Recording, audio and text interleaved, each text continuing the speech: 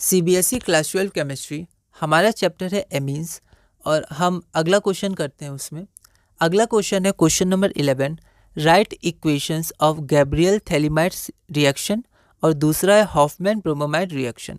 यह question foreign 2011 में 2 marks का पूछा गया था। एक बार आप इस क्वेश्चन को ट्राई करिए, फिर हम लोग आगे बढ़ते हैं। तो यहाँ पर आपको इक्वेशंस पूछी गई हैं, ठीक है। अब ये है गैब्रियल थैलीमाइड सिंथेसिस, एनसीईआरटी का है, ठीक है।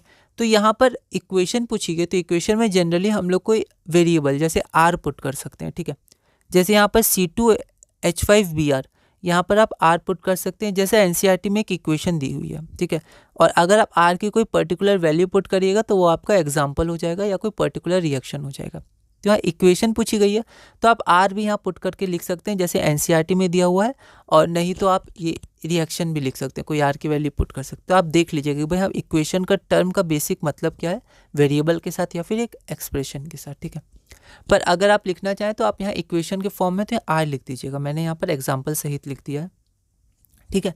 तो यहाँ पर आपका ये थैलीमाइड है। ये सब रिएक्शंस आपको ना लिख के प्रैक्टिस करने हैं, एक जगह आप लिख लीजिए ताकि आप उनको बार बार देख सकें, रिवाइज कर सकें, है ना। फिर आपको आराम हो जाएगा, कोई दिक्कत नहीं है, बस रिवाइज करिएगा।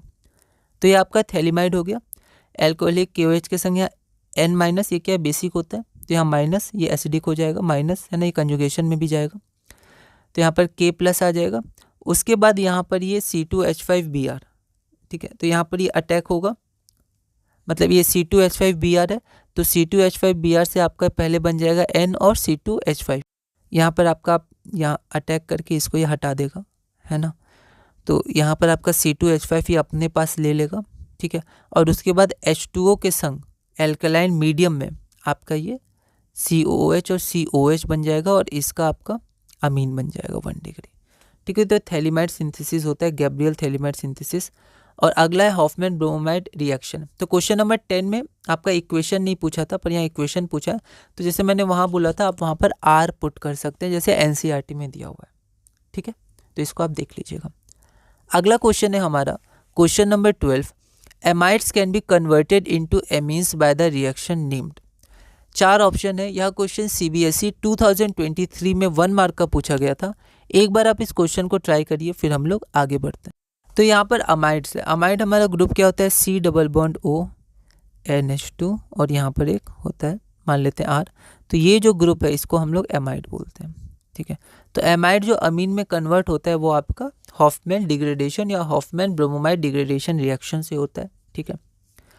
तो यहाँ पर आपका ऑप्शन हो जाएगा ए। आप पूरा लिख दीजिएगा, सिर्फ ए मत लिखिएगा।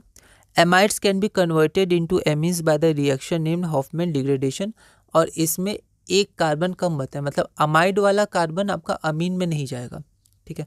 तो जो आर होता है, जैसे जब हम अमाइड लेंगे तो यहाँ पर ये वाला आपका अलग कन्वर्ट हो जाएगा, ठीक है, इसका आपका अमीन बनेगा।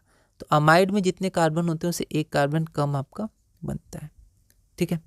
तो ये क्वेश्चन हमारा पूरा हुआ। अगला क्वेश्चन है हमारा क्वेश्चन नंबर 13। यह question CBSE sample question paper 2021 में 1 मार्क का पूछा गया था। एक बार आप इस क्वेश्चन को ट्राई करिएगा, अगली वीडियो में हम इसे सॉल्व करेंगे।